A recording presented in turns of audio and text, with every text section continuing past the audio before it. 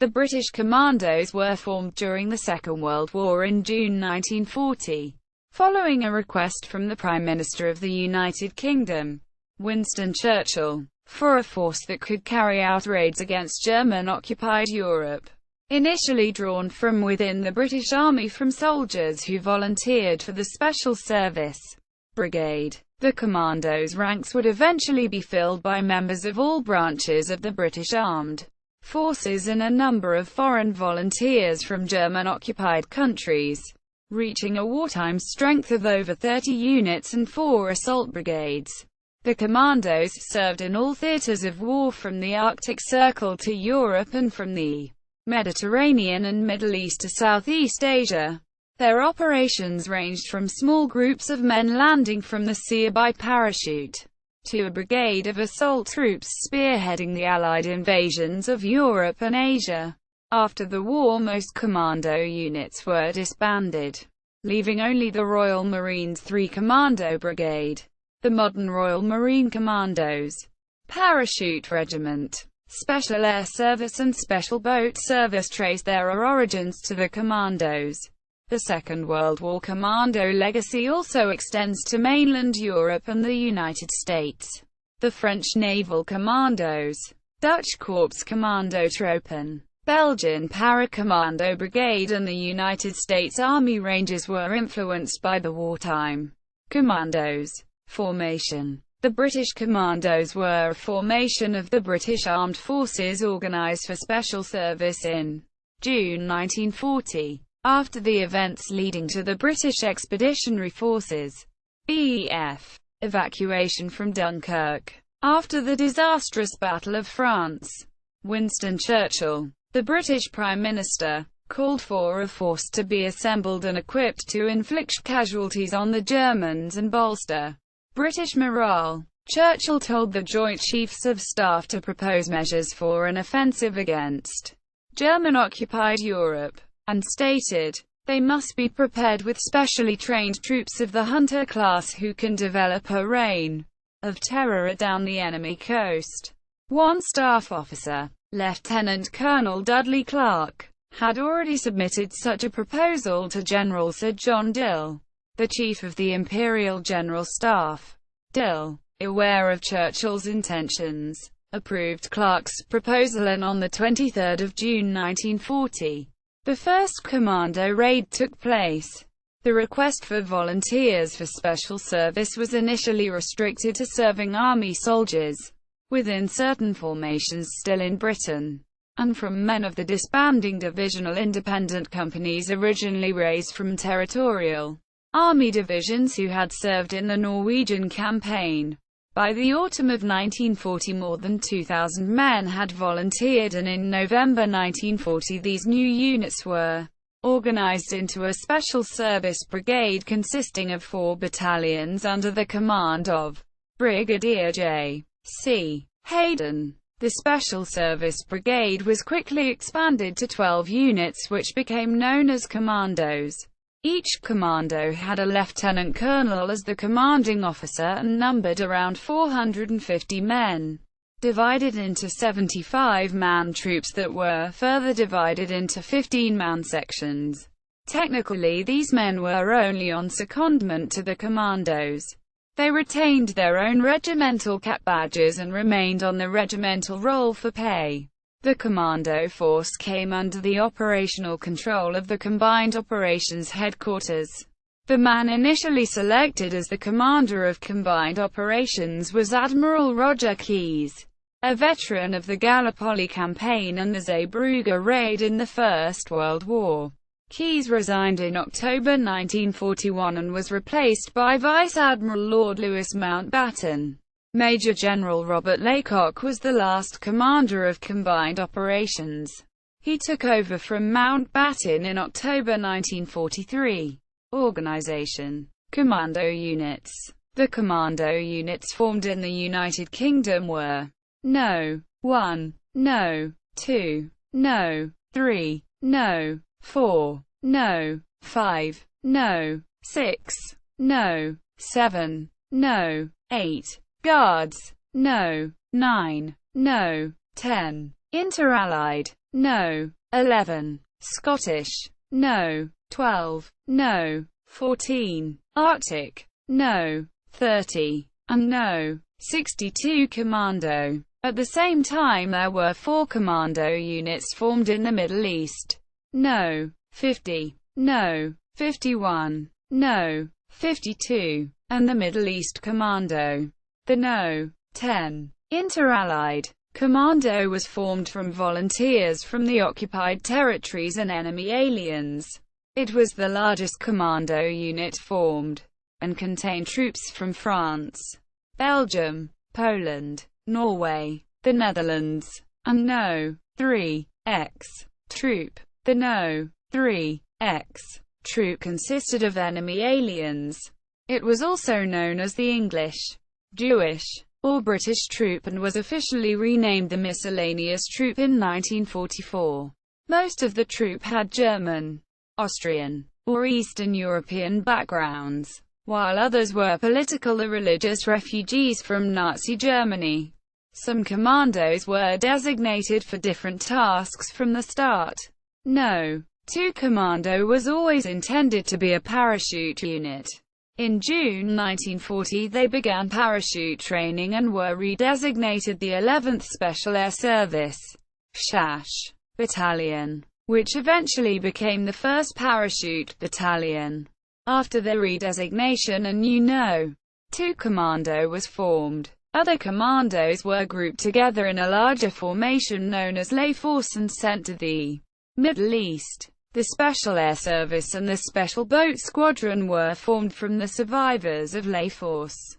The men of No. 14. Arctic Commando were specially trained for operations in the Arctic Circle and specialized in using small boats and canoes to attack shipping. The Joint Service Unit No.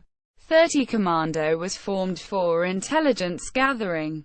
Its members were trained in the recognition of enemy documents, search techniques, safe cracking, prisoner handling, photography, and escape techniques.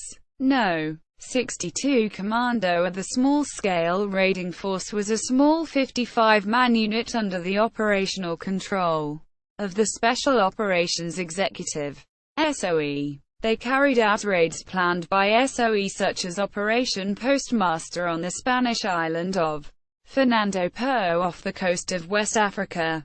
In February 1941 the commandos were reorganized in accordance with a new war establishment. Each commando unit now consisted of a headquarters and 6 troops, instead of the previous 10. Each troop would comprise 3 officers and 62 other ranks. This number was set so each troop would fit into 2 assault landing craft. The new formation also meant that 2 complete commando units could be carried in the Glen-type landing ship and 1 unit in the Dutch-type landing ship.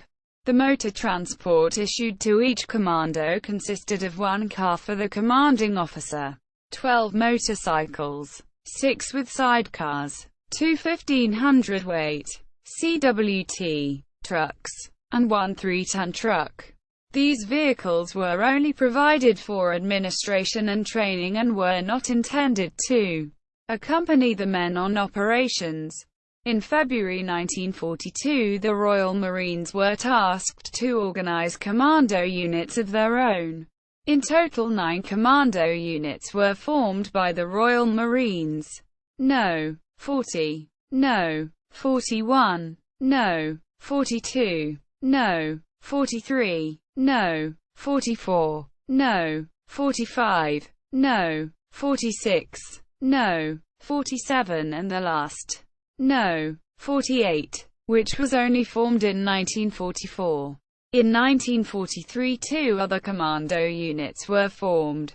The first was the Royal Naval Commandos, who were established to carry out tasks associated with establishing, maintaining, and controlling beachheads during amphibious operations. The other was the Royal Air Force Commandos, who would accompany an invasion force either to make enemy airfields serviceable, or to make new airstrips operational and contribute to their defense. 1943 reorganization. In 1943, the formation of the commando unit was changed.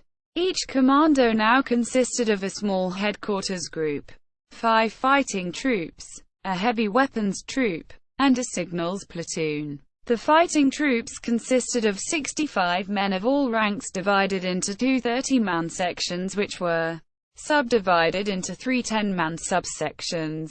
The heavy weapons troop was made up of 3-inch mortar and Vickers machine gun teams. The commandos were provided with the motor transport needed to accompany them on operations. Their transport now consisted of the commanding officer's car, 15 motorcycles, 6 with sidecars, 10 1500-weight trucks, and 3 3-ton trucks. The heavy weapons troop had 7 jeeps and trailers and 1 jeep for each of the fighting troops and the headquarters.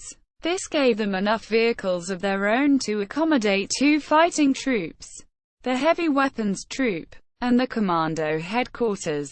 By now the commandos started to move away from smaller raiding operations. They were formed into 4 brigades to spearhead future Allied landing operations. The previous Special Service Brigade headquarters was replaced by Headquarters Special Services Group under command of Major General Robert Sturgis. Of the remaining 20 commando units, 17 were used in the formation of the 4 Special Service Brigades. The 3 remaining commandos, NOS 12, 14, and 62, were left out of the brigade structure to concentrate on smaller-scale raids.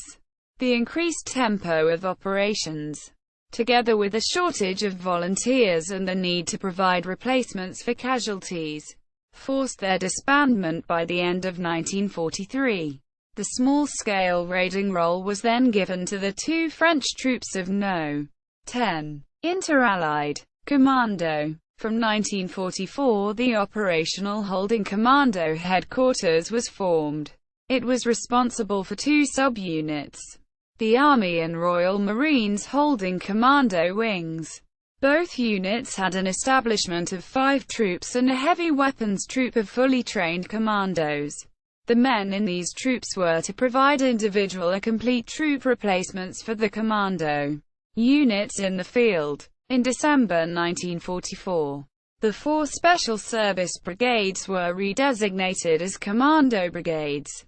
Training. When the commando units were originally formed in 1940, training was the responsibility of the unit commanding officers.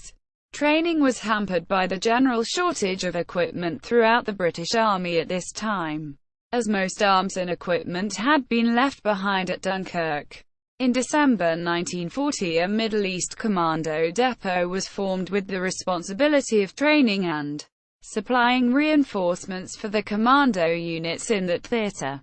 In February 1942 the Commando Training Depot at Achnacarry in the Scottish Highlands was established by Brigadier Charles Hayden, under the command of Lieutenant Colonel Charles Vaughan. The Commando Depot was responsible for training complete units and individual replacements. The training regime was for the time innovative and physically demanding, and far in advance of normal British Army training. The depot staff were all hand-picked, with the ability to outperform any of the volunteers.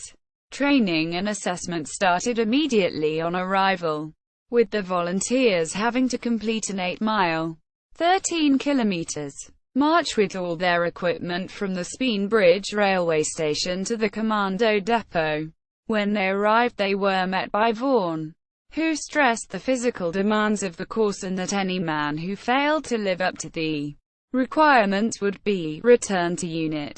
RTU. Exercises were conducted using live ammunition and explosives to make training as realistic as possible. Physical fitness was a prerequisite, with cross-country runs and boxing matches to improve fitness. Speed and endurance marches were conducted up and down the nearby mountain ranges and over assault courses that included a zipline over Loch Arkaig, all while carrying arms and full equipment. Training continued by day and night with river crossings, mountain climbing, weapons training, unarmed combat, map reading, and small boat operations on the syllabus. Living conditions were primitive in the camp, with trainees housed either under canvas in tents or in nissen huts, and they were responsible for cooking their own meals. Correct military protocols were enforced. Officers were saluted and uniforms had to be clean, with brasses and boots shining on parade. At the end of each course, the final exercise was a simulated night beach landing using live ammunition. Another smaller commando depot, known as the Commando Mountain and Snow Warfare Training Camp, was established at Braemar. This camp was run by two famous mountaineers, the depot commander, squadron leader Frank Smythe, and chief instructor Major John Hunt. The depot provided training for operations in Arctic conditions, with instruction in climbing snow-covered mountains, cliff climbing, and small boat and canoe handling. Training was conducted in how to live, fight, and move on foot or on skis in snowy conditions. A major change in the training program occurred in 1943. From that point on, training concentrated more on the assault infantry role and less on raiding operations. Training now included how to call for fire support from artillery and naval gunfire, and how to obtain tactical air support from the Allied air forces. More emphasis was put on joint training, with two or more commando units working together in brigades. By the end of the war, 25,000 men had passed through the commander course at Achnacarry. This total includes not only the British volunteers, but volunteers from Belgium, France, Netherlands, Norway, Poland, and the United States Army Rangers, which were modeled on the Commandos. Weapons and equipment. As a raiding force, the Commandos were not issued the heavy weapons of a normal infantry battalion. The weapons used were the standard British Army small arms of the time. Most riflemen carried the Lee Enfield rifle, and section fire support was provided by the Bren light machine gun. The Thompson was the submachine gun of choice. But later in the war, the Commandos also used the cheaper and lighter Sten gun. Commando sections were equipped with a higher number of Bren and Thompson guns than a normal British infantry section. The Webley revolver was initially used as the standard sidearm, but it was eventually replaced by the Colt 45 pistol, which used the same ammunition as the Thompson submachine gun. One weapon specifically designed for the Commandos was the Delisle carbine, modeled on the Lee Enfield rifle and fitted with a silencer. It used the same .45 cartridge as the Thompson and was designed to eliminate sentries during commando raids. Some were used and proved successful on operations, but the nature of the commando role had changed before they were put into full production and the order for their purchase was cancelled. The Fairbairn Sykes fighting knife was designed especially for commandos' use in hand-to-hand combat, replacing the BC-41 knuckle duster dagger. Although a whole range of clubs and knives were used in the field, some of the heavier and crew-served weapons used included the Boys anti-tank rifle and the 2-inch mortar for indirect fire support. After 1943, the projector infantry anti-tank, known as the PIAT, replaced the now obsolete Boys anti-tank rifle. With the formation of the heavy weapons troops, commandos were issued the 3-inch mortar and the Vickers machine gun. The issue of the medium Vickers machine gun to commando units set them apart from typical British Army infantry divisions, who tended to only employ the weapon in specialist machine gun battalions. Initially, the commandos were indistinguishable from the rest of the British Army, and volunteers retained their own regimental headdress and insignia. No. 2 Commando adopted Scottish headdress for all ranks, and No. 11. Scottish Commando wore the tam o' shanter with the black hackle. The official headdress of the Middle East's commandos was a bush hat with their own knuckle-duster cap badge. This badge was modeled on their issue fighting knife, the Mark I trench knife, which had a knuckle-duster for a handle. In 1942, the Green Commando Beret and the Combined Operations Tactical Recognition Flash were adopted, as the men were equipped for raiding operations and only lightly armed. They did not carry anti-gas protective equipment or large packs, and the standard British steel helmet was replaced by a woolen cap comforter. Instead of heavy ammunition boots, they wore lightweight rubber-soled gym shoes that allowed them to move silently. All ranks carried a toggle rope, several of which could be linked together to form longer ropes for scaling cliffs or other obstacles. During boat operations, an inflatable life belt was worn for safety. The Commandos were the first unit to adopt the Bergen rucksack to carry heavy loads of ammunition, explosives, and other demolition equipment. A battle jerkin was produced to wear over battle dress, and the Airborne Forces camouflaged Denison smock became standard issue for commando forces later in the war. Operations. The very first commando raid, Operation Collar on 23 June 1940, was not actually carried out by a commando unit, but by one of their predecessors, No. 11 Independent Company. The mission, led by Major Ronnie Todd, was an offensive reconnaissance carried out on the French coast south of Boulogne-sur-Mer. Touquet. The operation was a limited success. At least 2 German soldiers were killed, whilst the only British injury was a flesh wound suffered by Lieutenant Colonel Dudley Clark, who had accompanied the raiders as an observer. A second and similarly inconsequential raid, Operation Ambassador, was made on the German-occupied island of Guernsey on the night of 14 July 1940 by men from H. Troop of No. 3 Commando and No. 11 Independent Company. One unit landed on the wrong island and another group disembarked from its launch into water so deep that it came over their heads. Intelligence had indicated that there was a large German barracks on the island, but the commandos found only empty buildings. When they returned to the beach, heavy seas had forced the launch offshore, and they were forced to swim out to sea to be picked up. The size of the raiding force depended on the objective. The smallest raid was conducted by 2 men from No. 6 Commando in Operation JV. The largest was the 10,500-man Operation Jubilee.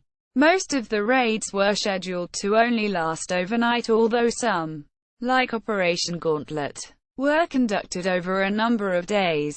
In Northwest Europe, there were 57 raids made between 1940 and 1944. Of these, 36 were against targets in France. There were 12 raids against Norway, 7 raids in the Channel Islands, and single raids were made in Belgium and the Netherlands. The success of the raids varied. Operation Chariot, the raid against dock installations at Saint-Nazaire, has been hailed as the greatest raid of all time. But others, like Operation Aquatint and Operation Muscatoon, resulted in the capture or death of all involved. The smaller raids ended in mid-1944 on the orders of Major General Robert Laycock, who suggested that they were no longer as effective and only resulted in the Germans strengthening their beach defenses, something that could be extremely detrimental to Allied plans. Norway. The first commando raid in Norway, Operation Claymore, was conducted in March 1941 by men of No. S3 and 4 Commandos. This was the first large-scale raid from the United Kingdom during the war.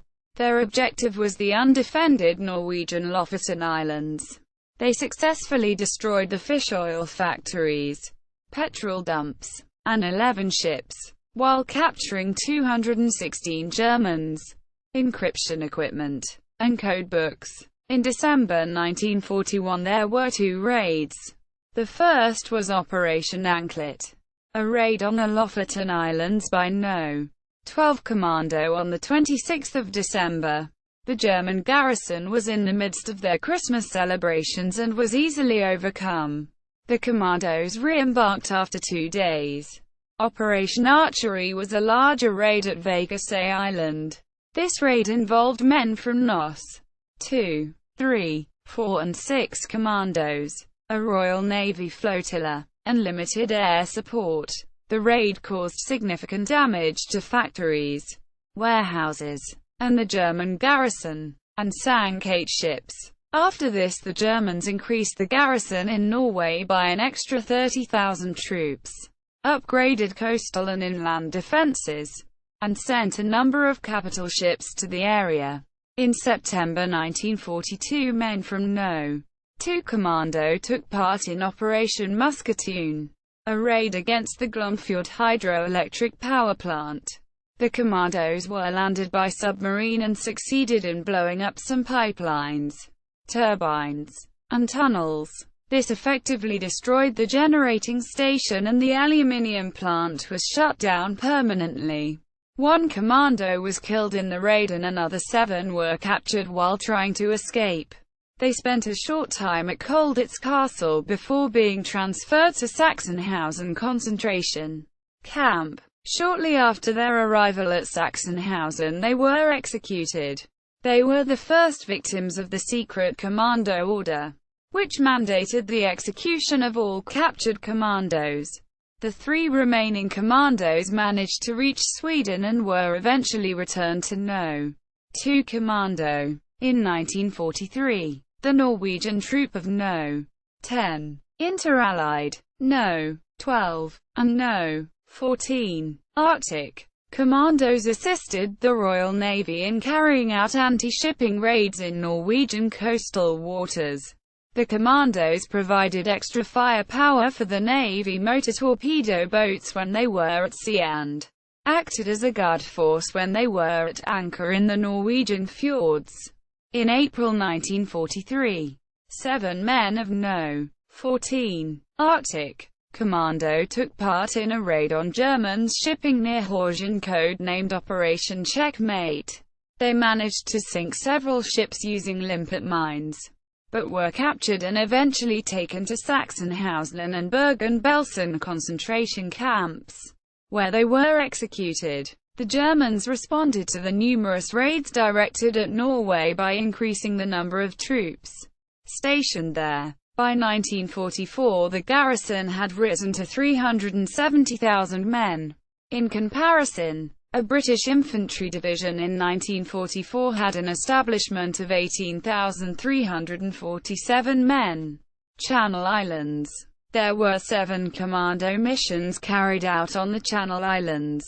Operation Ambassador was the first and largest of these, employing 140 men from No. 3 Commando and No. 11 Independent Company in a night raid on 14 July 1940. Later raids were much smaller. Only 12 men of No. 62 Commando took part in Operation Dryad in September 1942, when they captured 7 prisoners and located several German codebooks.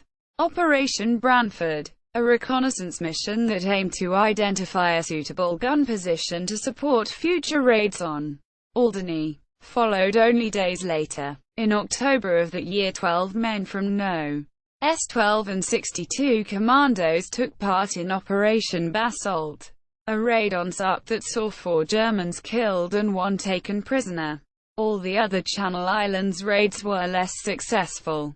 In January 1943, Operation Hucklebuck, a raid on Herm, was a failure. After 3 attempts to scale the island's cliffs, the Commandos finally reached the top. But there were no signs of any German occupation troops or of the island's population. The next raids were Operations Hardtack 28 and Hardtack 7 in December 1943. The Hardtack 28 raid on Jersey ended in failure when 2 men were killed and 1 wounded after they walked into a minefield. The exploding mines alerted the German garrison and the Commandos had to abandon the operation. In Hardtack 7, the Commandos had returned to Sark. but had to abandon the operation and return to England when they were unable to scale the island's cliffs. Mediterranean. During 1941, the Middle East Commandos and Ley Force were tasked to carry out a campaign of harassment and dislocation against enemy forces in the Mediterranean. At the time that Ley Force was raised, the British had the ascendancy in the theatre, as they had largely defeated the Italians. It was felt that the Commandos could be employed in the capture of the island of Rhodes. However, the arrival of the Afrika Korps in Cyrenaica and the invasion of Yugoslavia and Greece greatly changed the strategic outlook. By the time Ley Force arrived in Egypt in March, the situation had become dire. The deployment of forces to Greece meant that the Commandos became the only troops in general reserve. As the strategic situation worsened, it became increasingly difficult to employ them in the manner intended, as they were called upon as reinforcements to the rest of the army. In May 1941, the majority of Ley Force were sent as reinforcements to the Battle of Crete. Almost as soon as they landed, it was decided that they could not be employed in an offensive role, and would instead be used to cover the withdrawal route towards the south.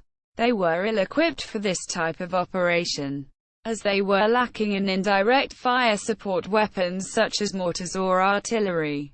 They were armed mainly with rifles and a few Bren light machine guns. By the 31st of May, the evacuation was drawing to a close and the Commandos, running low on ammunition, rations, and water, fell back towards Sfakia. In the end, the vast majority of the Commandos were left behind on the island, becoming prisoners of war. About 600 of the 800 Commandos that had been sent to Crete were listed as killed, missing, or wounded. Only 179 Commandos managed to get off the island. In April 1941, men from No. 7 Commando took part in the Badia raid, but by late July 1941, Ley Force had been severely reduced in strength. Reinforcements were unlikely given the circumstances. The operational difficulties that had been exposed during the Badia raid, combined with the inability of the High Command to fully embrace the commando concept, had largely served to make the force ineffective. The decision was made to disband Ley Force. In November 1942, No. 1 and No. 6 Commandos formed part of the spearhead for Allied landings in Algeria as part of Operation Torch. Tensions were high between the British and the Vichy French at this time because of a number of clashes like the attack on Mers el-Kayirkut Bir. As a result, the decision was made for the Commandos to be equipped with American weapons and uniforms in an effort to placate the defenders. The Tunisia campaign followed the Torch landings. No. 1 and No. 6 Commandos were involved in the First Battle of Sejanani between February and March 1943. Both commando units remained in theatre until April, when the decision was made to withdraw them from the fighting in North Africa, lacking the administrative support and reinforcements of regular infantry units. The strength of the two units had fallen and they were no longer considered effective. In May 1943, a special service brigade comprising No. 2, No. 3, No. 40, Room, and No. 41, Room Commandos were sent to the Mediterranean to take part in the Allied invasion of Sicily. The two Royal Marines Commandos were the first into action, landing ahead of the main force. The 2nd Special Service Brigade, serving in the Italian campaign, was joined in November 1943 by the Belgian and Polish troops of No. 10 Inter-Allied Commando. The Polish troop captured a German-occupied village on its own when the 6th Battalion Queen's Regiment failed to reach a rendezvous on time. On the 2nd of April 1945, the whole of the now-named 2nd Commando Brigade were engaged in Operation Roast at Comacchio Lagoon in northeast Italy. This was the first major action of the Big Spring Offensive to push the Germans back across the River Po and out of Italy. After a fierce three-day battle, the Commandos succeeded in clearing the spit separating the lagoon from the Adriatic and secured the flank of the Eighth Army. This fostered the idea that the main offensive would be along the coast and not through the Argenta Gap. Major Anders Lassin, Special Air Service, and Corporal Thomas Peck Hunter No.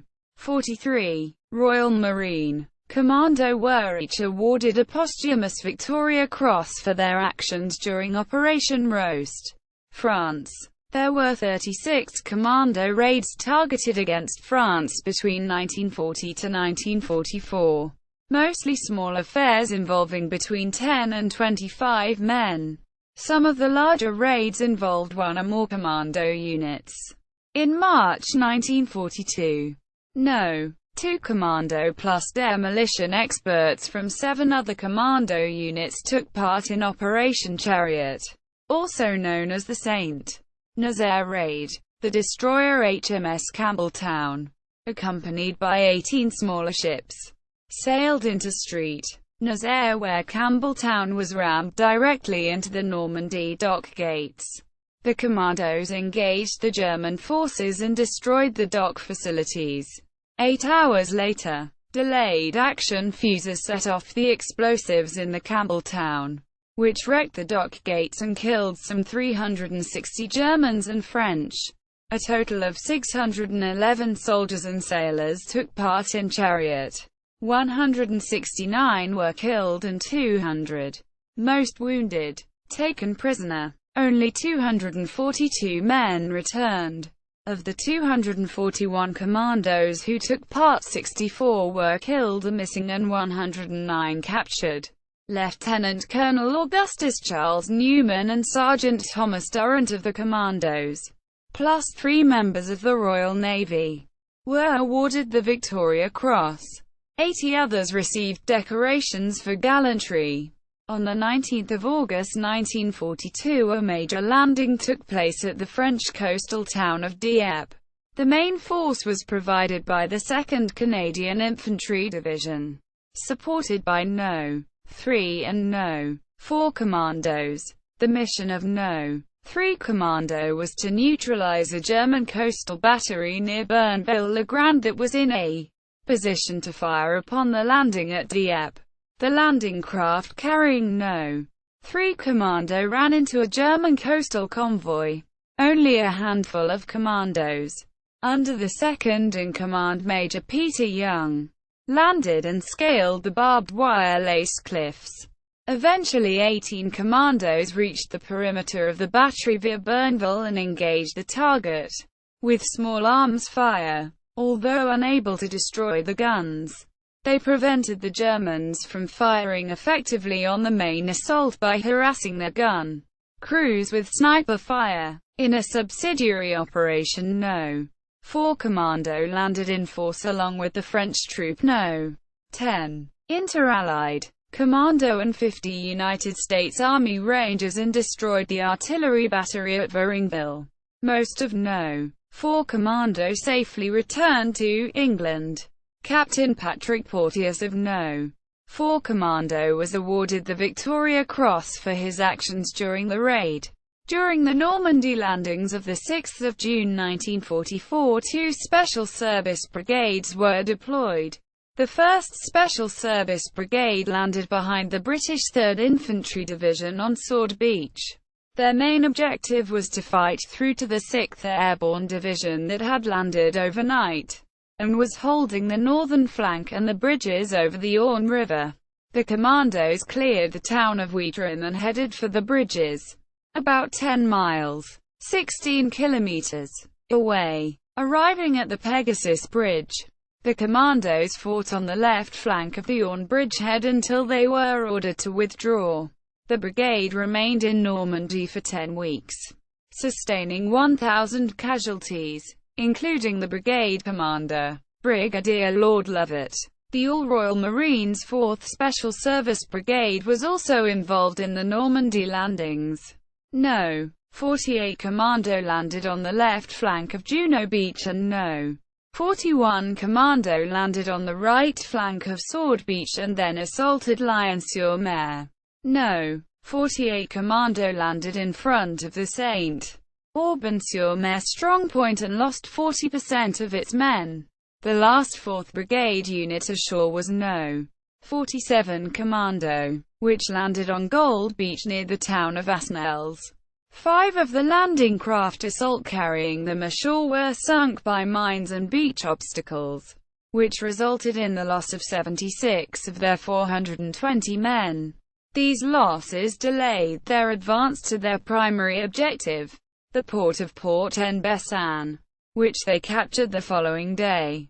Netherlands. The Battle of the Scheldt started the 1st of November 1944, with 4th Special Service Brigade assigned to carry out a seaborne assault on the island of Walcheren. The plan was for the island to be attacked from 2 directions, with the Commandos coming by sea and the Canadian 2nd Division and the 52nd Lowland Division attacking across the causeway. No. 4 Commando landed at Flushing and No. 41 and 48 at Westkapelle. No. 47 Commando was held in reserve and landed after No. S 41 and 48. They were to advance past No. 48 Commando and attempt to link up with No. 4 Commando in the south. On the first day, No. 41 captured an artillery observation tower at Westkapelle and cleared the rest of the town. They then moved along the coast and dealt with the coastal defense installations. No. 48 Commando quickly captured a radar station and then advanced on a gun battery south of Westkapelle, which was captured before nightfall. On the 2nd of November, No. 47 Commando advanced through No.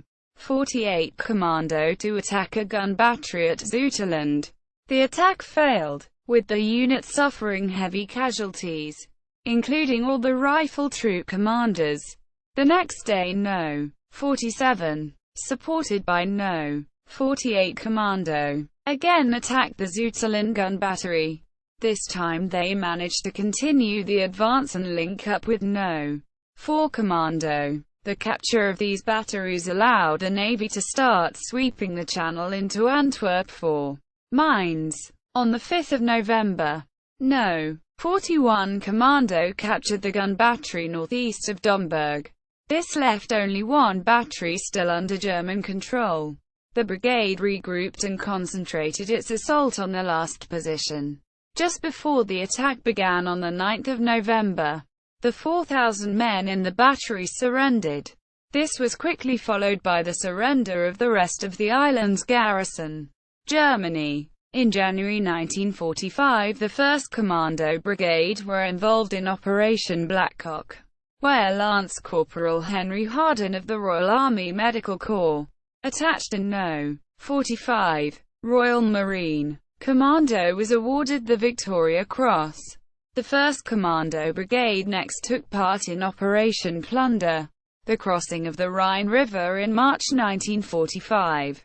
After a heavy artillery bombardment on the evening of 23 March 1945, the brigade carried out the initial assault under cover of darkness with the 15th Scottish Division and the 51st Highland Division. The Germans had moved most of their reserve troops to the Ludendorff Bridge at Remagen, which had just been captured by the U.S. 9th Armored Division. The Commandos crossed the Rhine at a point 2 mile (3.2 kilometers) west of Basel. Their crossing was unopposed and the brigade headed to the outskirts of Basel. Here they waited until a raid of 200 bombers of the Royal Air Force finished their attack, during which over 1,000 tons of bombs were dropped. Moving into the city just after midnight, the Commandos met resistance from defenders organized around an anti-aircraft division. It was not until the 25th of March that all resistance ended and the brigade declared the city taken. Burma. During the Burma campaign in 1944, 1945, The 3rd Commando Brigade participated in several coastal landings of the Southern Front offensive. These landings culminated in the Battle of Hill 170 at Kangor. Here Lieutenant George Noland of No. 1 Commando was awarded a posthumous Victoria Cross. The Commandos' victory in the 36-hour battle for Hill 170 cut off the escape of the 54th Japanese Division. Further amphibious landings by the 25th Indian Infantry Division and the overland advance of the 82nd West Africa Division made the Japanese position in the Arakan untenable. A general withdrawal was ordered to avoid the complete destruction of the 28th Japanese Army. The Commando Brigade was then withdrawn to India in preparation for Operation Zipper, the planned invasion of Malaya. The Zipper landings were not needed due to the Japanese surrender, so the brigade was sent to Hong Kong for policing duties instead. Legacy. At the end of the Second World War, all the British Army, Royal Navy, Royal Air Force, and some Royal Marines Commandos were disbanded, leaving only 3 Royal Marines Commandos and 1 brigade, with supporting army elements. As of 2010, the British Commando Force's 3 Commando Brigade, which consists of both Royal Marines and British Army components, as well as commando-trained personnel from the Royal Navy and Royal Air Force. Other units of the British Armed Forces that can trace their origins to the British Commandos of the Second World War are the Parachute Regiment, the Special Air Service, and the Special Boat Service. Of the Western nations represented in No. 10. Inter-Allied Commando, only Norway did not develop a commando force. The French troops were the predecessors of the naval commandos. The Dutch troops were the predecessors of the Corps Commando Troepen, and the Belgian troops were the predecessors of the Para-Commando Brigade. The 1st Battalion of the United States Army Rangers were also influenced by the British Commandos. Their first volunteers were from troops stationed in Northern Ireland, who were sent to train at the Commando Depot at Achnacarry. However, subsequent Ranger battalions were formed and trained independent of British influence. The men serving with the Commandos were awarded 479 decorations during the war. This includes 8 Victoria Crosses awarded to all ranks. Officers were awarded 37 Distinguished Service Orders with 9 bars for a second award and 162 Military Crosses with 13 bars. Other ranks were awarded 32 Distinguished Conduct Medals and 218 military medals. In 1952, the Commando Memorial was unveiled by the Queen Mother. It is now a Category A listed monument in Scotland, dedicated to the men of the original British Commando forces raised during Second World War. Situated around a mile from Speenbridge village, it overlooks the training areas of the Commando Training Depot established in 1942 at Achnacarry Castle. Battle Honours. In the British Army, battle honours are awarded to regiments that have seen active service in a significant engagement or campaign, generally, although not always, one with a victorious outcome. The following battle honours were awarded to the British Commandos during the Second World War. Footnotes. Bibliography. Commando Veterans Association. Combined Operations. Commando Veterans Association. 30 Commando Assault Unit, Ian Fleming's Red Indians. No. 6. Army. Commando.